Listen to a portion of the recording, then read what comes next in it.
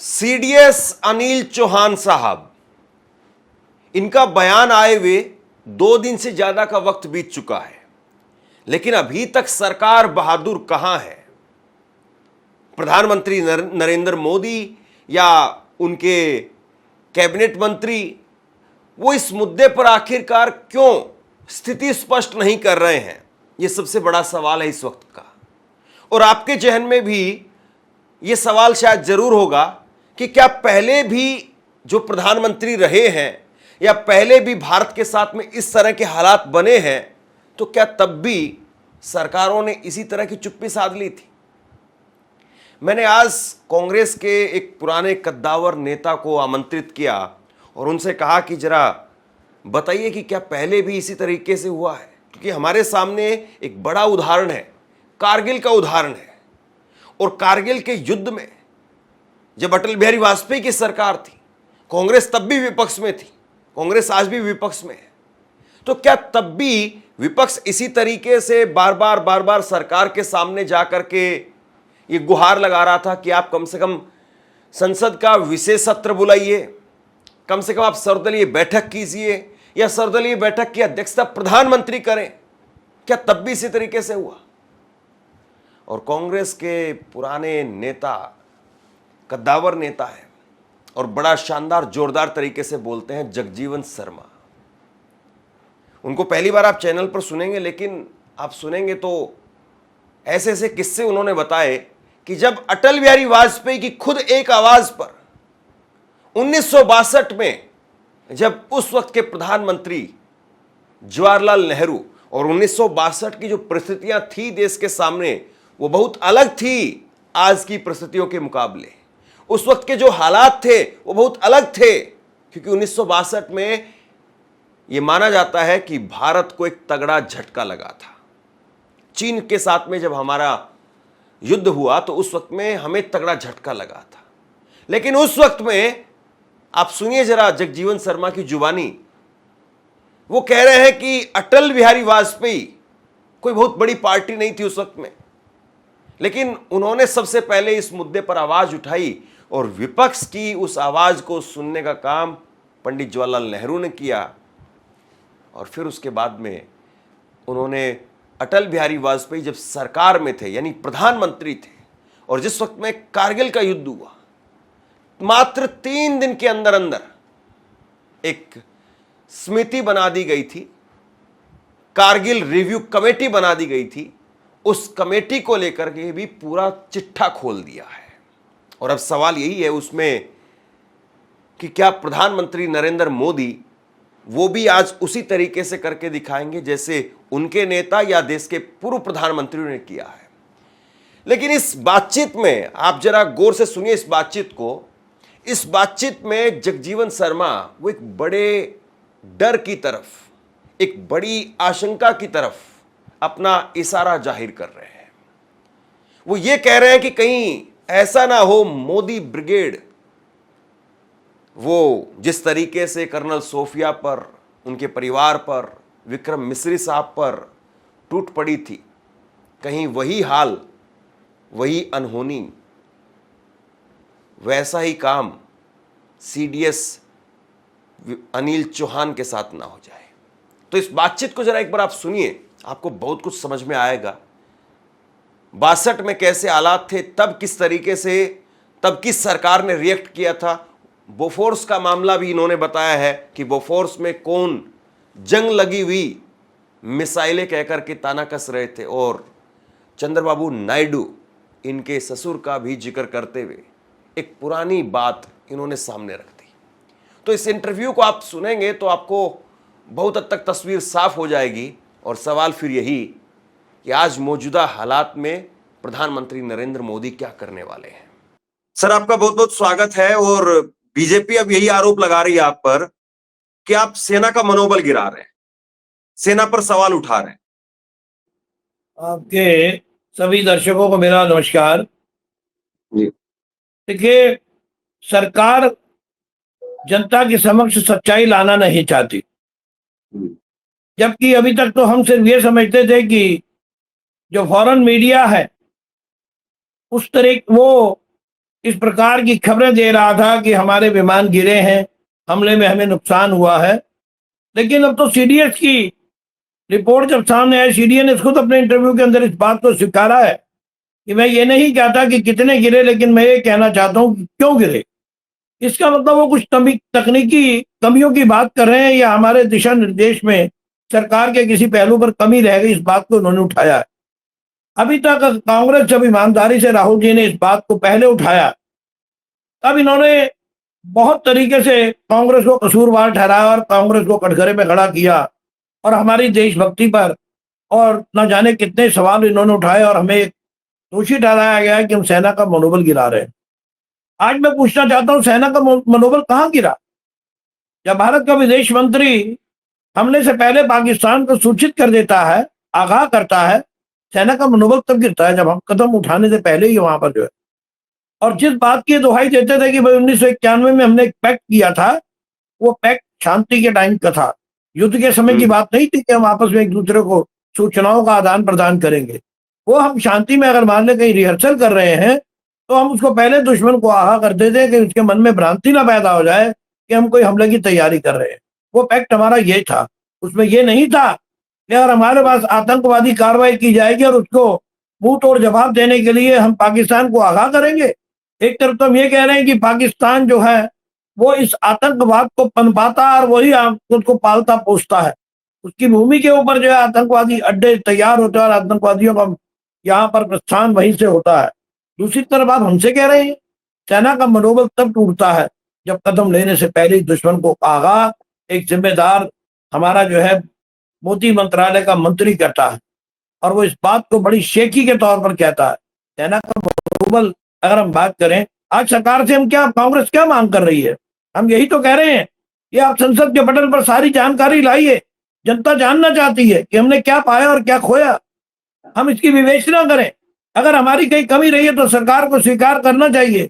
1962 के अंदर नेहरू जी ने स्वीकार किया था, अगर हम 1962 का युद्ध हारे तो अटल बिहारी वाजपेयी जी के सवाल खड़ा करने पर नेहरू जी ने सत्र बुलाया और अपनी वहां पर मुखालफत को झेला, उन्होंने सामना किया और लोगों को बताया कि क्या कमी रही, हमें किस प्रकार जो है चाइना ने हमारी पीठ में छुरा घोंपा है, हमारे विश्वास को तोड़ा है, हमारी इस पंचशील सिद्धांत की जो सहमति थी उसको तोड़ा है। अभी अगर हम कारगिल की बात करें, कारगिल के अंदर एक रिव्यू कमेटी बनी थी, अटल बिहारी वाजपेयी जी का शासन था।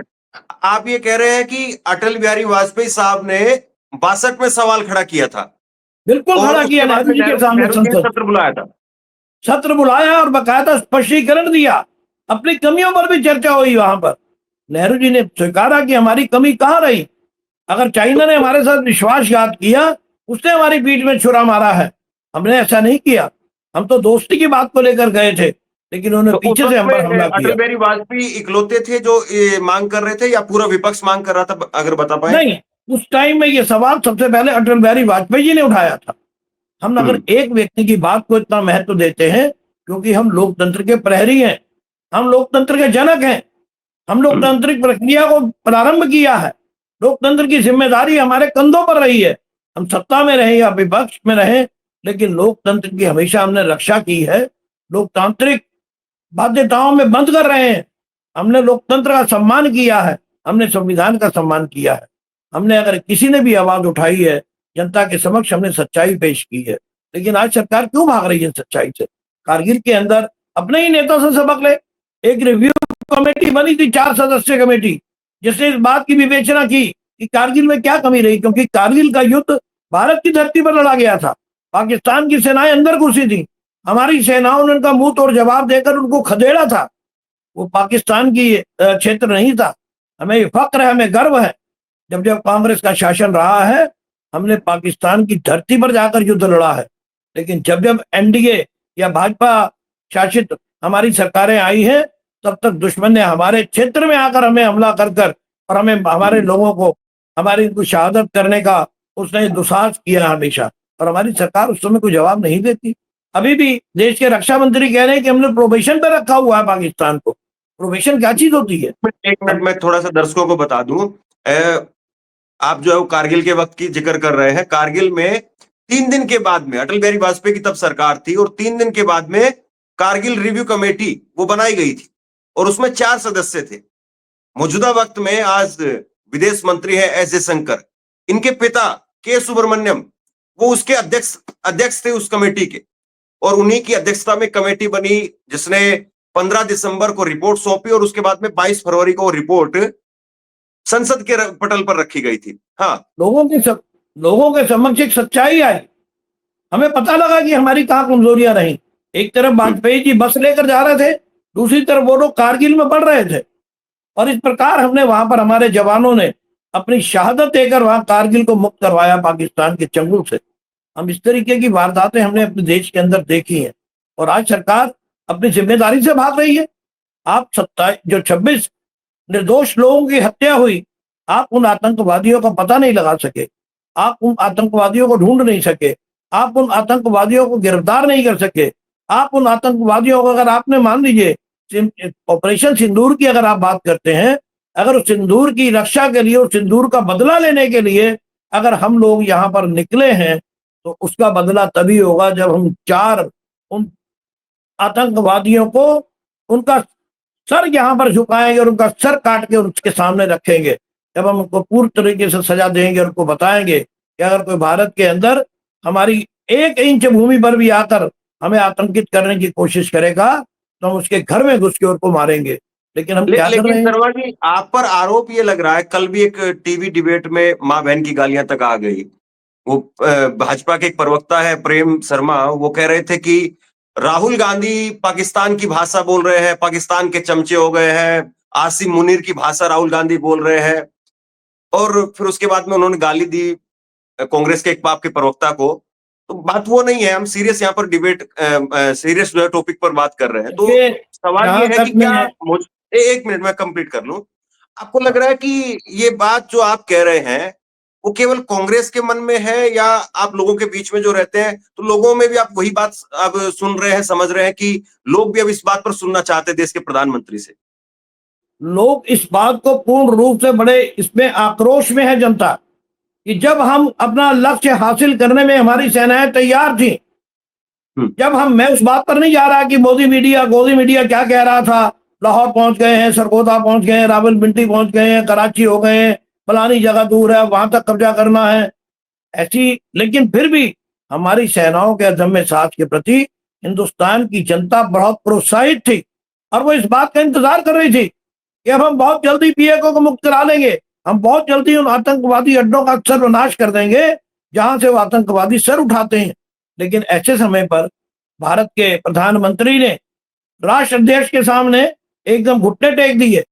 अमेरिका के प्रेसिडेंट वहां पर घोषणा कर रहे हैं, हमने हमारी तरफ से घोषणा नहीं सीज फायर की घोषणा हमारे अमेरिका के राष्ट्रपति, और एक बारी नहीं, उन्होंने 9 बारी इस बात को स्वीकारा है, और अभी उन्होंने हलफनामा दिया अपनी कोर्ट के अंदर कि मैंने सीज फायर करवाया है।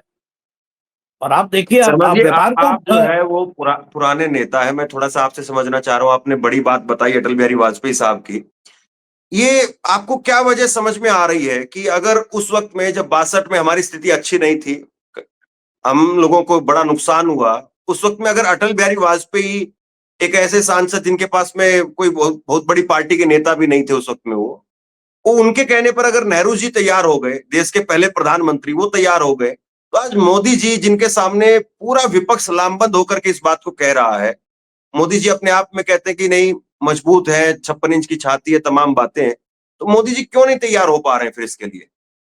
देखिए, मोदी जी की अगर हम काम करने के तरीके को उठाकर देखें, मोदी जी हमेशा आपदा में अपना चुनावी अवसर ढूंढते हैं।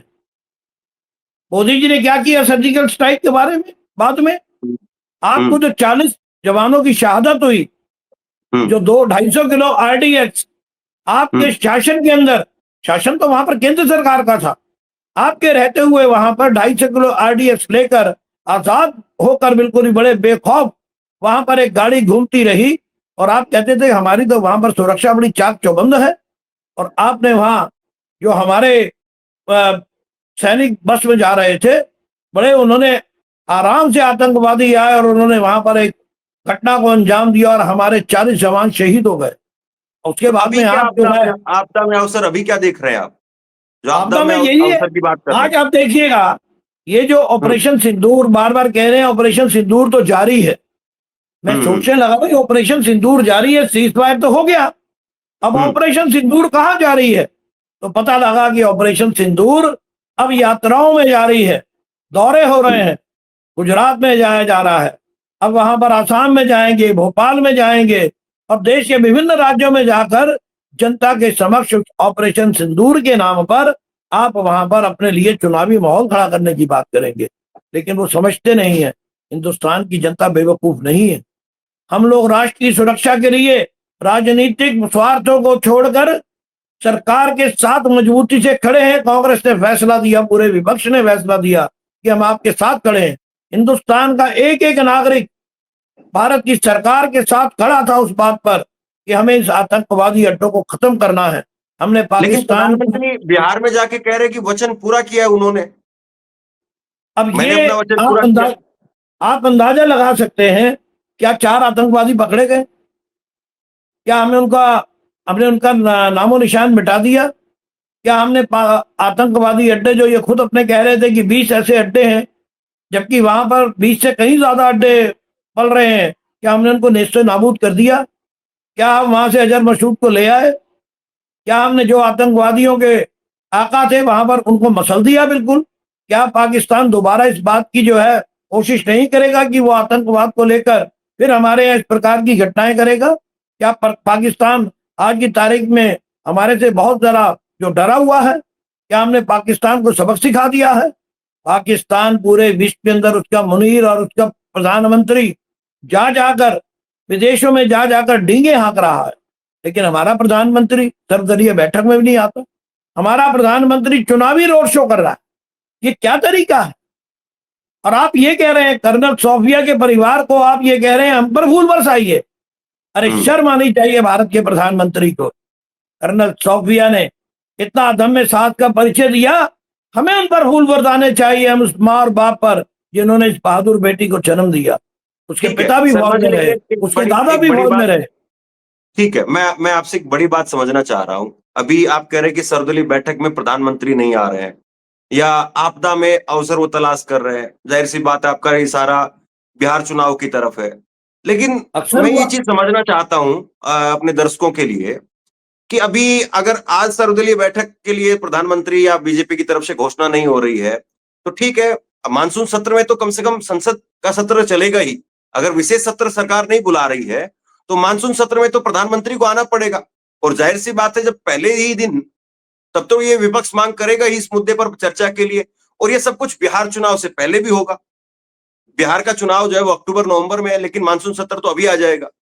तो सरकार वही एक कहावत कही जाती है कि कितने दिन आप बचेंगे। तो फिर ऐसे में क्या आपको ये जो चुप्पी है, इसके पीछे की वजह क्या समझ में आ रही है? देखिए, इसकी चुप्पी की वजह अभी हमारे सीडीएस ने स्पष्ट तौर पर कहा। मुझे ये बड़ा फक्र है अपनी सेनाओं पर। सेनाएं हमेशा ईमानदारी से काम करती हैं। हमारी सेनाएं हमेशा सच में विश्वास रखती हैं। हमारी सेनाएं हमेशा देश के लोगों को निर्भीक होकर इस बात की गारंटी देती हैं कि जब तक हम सीमा पर तैनात हैं हमारा लहू बहेगा, लेकिन हम अपने लोगों पर आंच नहीं आने देंगे। और हमें बड़ा फक्र है, हमें बड़ा गर्व है कि पाकिस्तान ने कितने भी हमले किए, कितने भी उसको तुर्की ने और चीन ने उनको ड्रोन सप्लाई किए, एक भी हमले को सफल नहीं होने दिया। हमारी सेनाओं ने अपने अदम्य साहस के साथ उस सारे हमलों को नाकाम किया। ऐसी बहादुर सेना है। सीडीएस ने कहा है, मैं ये नहीं कहना चाहता, मुझे नहीं पता कि कितने विमान गिरे, लेकिन मैं ये जरूर कहना चाहता हूं कि हमें आज देखना है कि विमान क्यों गिरे। आज ये सरकार के आगे सवाल नहीं है, इस पर चिंतन कौन करेगा? एक मुद्दा और समझना चाह रहा हूं आपसे।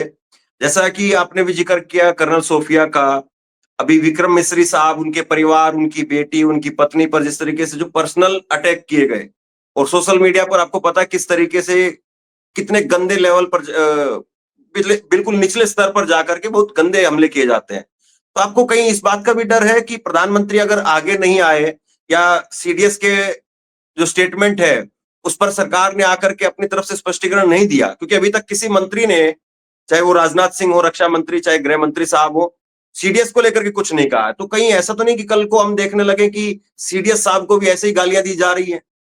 बिल्कुल है। ये सरकार हमेशा अपने हित में सोचती है और अपने कुछ सहयोगी मित्रों के लिए व्यापारिक दृष्टिकोण से उनके बारे में सोचती है। इस सरकार के अंदर इस बात की जरा भी शर्म नहीं है कि एक हमारे इतने बड़े ऑफिसर जो हमारे सीडीएस है उसके बारे में अगर इनकी पार्टी के लोग निष्ठा पर उतर आएंगे तो उसमें कोई शक नहीं है। मैं मानता हूं जिस प्रकार इन्होंने हमेशा समय समय पर इनकी ट्रोल आर्मी जो है वो इस तरीके के भद्दे आरोप उन्होंने कर्नल सौफिया पर नहीं लगाए। इनके चुने हुए नेताओं ने कहा। अभी इनका एक सांसद था वो मर गया, मैं उसको क्या कहूं, लेकिन उसने जब दिया एक अपना स्पष्टीकरण दिया था कि सेना तो मरने के लिए ही होती है, सेना का जवान मरेगा नहीं तो क्या होगा। नेपाल सिंह इनका सांसद था, उसने बात कही थी, चाहे बाद में वो शब्द वापस ले लिए, लेकिन इन्होंने कोई कार्रवाई नहीं की। अभी शाह पर इन्होंने कोई कार्रवाई की। अभी एक इनका एमएलए जो है वो पठानिया क्या कह रहा है, वो रणवीर इस सिंह तरीके पठानिया। की हाँ, इस तरीके की अभद्र भाषाएं इनके नेता लगातार बोल रहे हैं। और हमारे तो प्रधानमंत्री के बारे में ये कह दिया सेना को कि सेना जो है प्रधानमंत्री के चरणों में नतमस्तक है। अरे शर्म करो, शर्म करो। प्रधानमंत्री, हमारी सेनाएं एक हमारे लिए वो हमारा मान है, हमारा सर का ताज है। हम सेनाओं की बराबरी किसी से नहीं कर सकते। सेनाएं अपनी जान देती हैं, सीमाओं को बचाती हैं। भारत माँ के एक प्रखर प्रहरी हैं, हम सुरक्षित हैं उनके अदम्य साहस के कारण, उनकी कुर्बानियों के कारण हम यहाँ पर सुरक्षित हैं।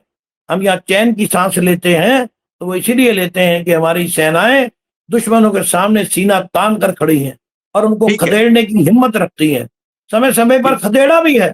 जिस सर्जिकल स्ट्राइक की बात आज प्रधानमंत्री कर करके चिल्ला चिल्ला कर कहते हैं, ऐसी दर्जनों सर्जिकल स्ट्राइक कांग्रेस के शासन में हुई हैं, किलोमीटर कई किलोमीटर अंदर जाकर। अभी जैनी जो हमारे मेजर जनरल थे उन्होंने कहा अभी एक टीवी डिबेट के अंदर, अरे क्या कह रहे हो, मैं खुद कई सर्जिकल स्ट्राइक का हिस्सा रहा हूं।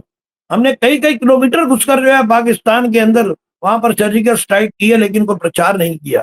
आप मुझे बताइए, इंदिरा शर्मा जी जी ने आप आए, एक मैं रोकूं आपको भी, आप आए और आपने बेबाकी से जो है अपनी बात रखी। और अभी तो देखिए इस मुद्दे पे बहुत सारी चीजें सामने आनी बाकी है। अभी केवल देश में ही नहीं बल्कि विदेश में भी, जहां पर अलग अलग देशों में हमारा डेलीगेशन गया हुआ है, शशि थरूर के बयान आ रहे हैं, उन पर खूब राजनीति हो रही। फिर निशिकांत दुबे वो लगातार कुछ न कुछ रोजाना ट्वीट कर रहे हैं कांग्रेस को लेकर के। तो अभी तो बहुत कुछ इस पे आना बाकी है, लेकिन सवाल वही कि मोदी जी की चुप्पी आखिरकार कितने दिन। और इस मामले पर ऐसा भी नहीं है कि ये मामला, चलिए हफ्ते 10 दिन अगर इस पर बात नहीं होगी तो ये मामला टल जाएगा, या महीने 2 महीने बात नहीं होगी तो मामला टल जाएगा। मैं सरकार। इसमें धर्मेंद्र जी सिर्फ एक बात आपको कहकर अपनी बात को विराम दूंगा। जी। जो हमारा फॉरेन डेलीगेशन जो गया है, जो हमारे हम्म, डेलीगेशन यहाँ हिंदुस्तान से जो विभिन्न लोगों को, विभिन्न सांसदों को लेकर वहां गए हैं, मुझे बड़ा अफसोस है। वो जाकर किससे मिल रहे हैं? प्रवासी भारतीयों से। आपने किसी सेनेटर से बात की? आपने किसी जिम्मेदारी अधिकारी से बात की? आप वहां पर क्या कर रहे हैं? आप हम्म, मंदिरों में जा रहे हैं, आप वहां पर धार्मिक उसके जो है धार्मिक स्थलों पर जा रहे हैं, आप हिंदुस्तानियों से बैठकर बात कर रहे हैं। आप किसके प्रति समर्थन किसका जुटा रहे हैं? आपकी क्या बता रहे हैं? ये तो आपने कहा नहीं। ये तो इनको चाहिए था कि मंत्रिमंडलीय स्तर पर भारत पाकिस्तान का प्रधानमंत्री और पाकिस्तान का सेना का अध्यक्ष मुनीर वो जगह जगह जा रहे हैं और बार बार ये कह रहे हैं कि हम तो मध्यस्थता के लिए तैयार हैं, हम तो फैसले के तैयार हैं। अरे किस बात का फैसला? हम तो कश्मीर पर बात करने के लिए तैयार हैं। और हमारे प्रतिनिधिमंडल एक बात नहीं कह रहा कि सवाल कश्मीर का नहीं है, कश्मीर कोई मुद्दा नहीं है हमारे लिए, हमें आजाद कश्मीर की बात करनी है जो हमारा हिस्सा है।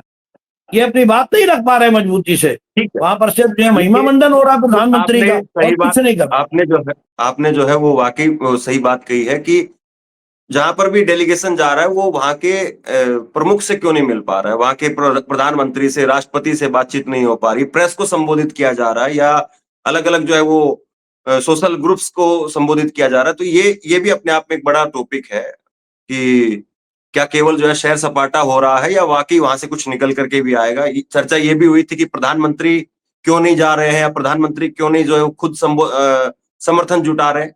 तो खैर अभी इस पूरे मसले पर लंबी राजनीति भी चलेगी और अभी बहुत सारे सवाल ऐसे हैं जिनका जवाब सरकार की तरफ से आना है। बहरहाल अभी आप आए शर्मा जी और आपने बड़ी बेबाकी से और अपने तजुर्बे से पुरानी जो राजनीति है उसको खोलने का काम किया। जी, आपका बहुत बहुत धर्मेंद्र शुक्रिया। जी, और धर्मेंद्र जी, मैं सिर्फ एक जो अभी वाकया आया था, जी, जो हमारे यहाँ पर अजय राय हैं, जब हाँ हाँ, उन्होंने एक मॉडल बना दिया तो उन्होंने कहा देखिए मॉडल से लेकर ये सेना के मनोबल को तोड़ रहे हैं। राफेल का अरे आप आप मजाक उस बना समय, रहे हैं। हाँ हम्म, आप उस बात समय की बात करिए जिस बोफर से हमने कारगिल युद्ध जीता 1989 के अंदर, 1989 चुनावी समय के अंदर, यही भाजपाई हम्म, लोग बोफोर्स का मॉडल बनाकर और वहां पर उस व्यक्ति के समर्थन में सरकार चला रहे थे जिस व्यक्ति ने कहा था जंग लगी हुई तोपें हमें दे दी गई हैं। वो इनके नेशनल अलायंस का चीफ था जिसका नाम था एनटी रामा राव। एनटी रामा हम्म, राव ने कहा कि जंग लगी हुई तोपें दे दी गई हैं सेना को और सेना को मरने के लिए छोड़ दिया गया है। लेकिन उन्नीस सेना उसी बोफोर्स तोप ने कारगिल युद्ध जीता और पाकिस्तानी को सेना को बड़ी बुरी तरीके से खदेड़ा। सेना का मनोबल कौन तोड़ रहा है? कौन हमारे उपकरणों का मजाक उड़ा रहा है? हमने तो कभी नहीं कहा। आज राफेल के ऊपर अगर सवाल उठ रहे हैं तो आज पूरा जो है इंटरनेशनल मीडिया उठा रहा है और खुद हमारे सीडीएस कह रहे हैं कि क्या कमी रही। आज तक उन्होंने हमारे को जो है सोर्स कोड नहीं दिया। हम आज तक हम्म, उस सॉफ्टवेयर के अंदर अपने कोई वेपन्स को लोड नहीं कर सकते। हम वहां पर हाथ बांधे खड़े हैं। किस बात के हमने 526 करोड़ के 1600 करोड़ दिए हैं? ये जब चीज छनेगी तो इसमें बहुत से लोग कटघरे में खड़े होंगे और ठीक है। हिंदुस्तान का एक बहुत बड़ा घोटाला जनता के सामने आएगा। हम और आप उस टाइम बैठकर फिर बात करेंगे। देखिए यही यही होता है पुराने आदमी का, तजुर्बेकार नेता का, और इसीलिए मैंने आपको खास तौर पर बुलाया था। एनटी रामाराव की आपने जिक्र किया, चंद्रबाबू नायडू के ससुर हैं और बड़ी आप इसको संयोग की बात कहें, प्रयोग की बात कहें। पहलगाम के हमले के बाद में प्रधानमंत्री चंद्रबाबू नायडू के साथ में थे और वहां पर मंच पर हंसी ठिठोली भी हो रही थी। खैर आप आए और अभी बहुत सारे सवाल ऐसे हैं जिनका जवाब मिलना बाकी है। आपने अपनी बात रखी, बहुत बहुत शुक्रिया। Thank you. धन्यवाद।